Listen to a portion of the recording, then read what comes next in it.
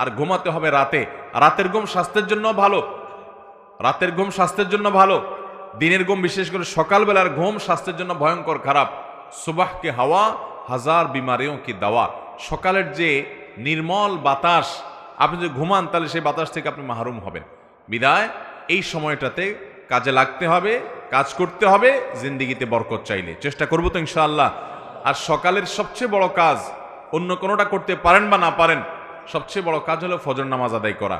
আপনি যদি ঘুমানো বড় কোনো গুনাহ হবে না, কিন্তু ফজর নামাজ যদি না পড়েন আর তখন যদি আপনি শুয়ে থাকেন, তাহলে আপনি মুসলমান নিজেকে দাবি করার ইখতিয়ার বা অধিকার আপনার থাকে। অতএব ফজরের সালাত ইনশাআল্লাহ জামাতের সাথে পড়বো তো ইনশাআল্লাহ। কারা কারা নিয়াত করছেন হাত তোলেন দেখি। আল্লাহ আমাদের সবার হিম্মতগুলো আপনি কবুল আর মঞ্জুর করেন। আল্লাহ আমাদের সবাইকে ফজর নামাজ জামাতের সাথে আদায় করার তৌফিক দান করুন।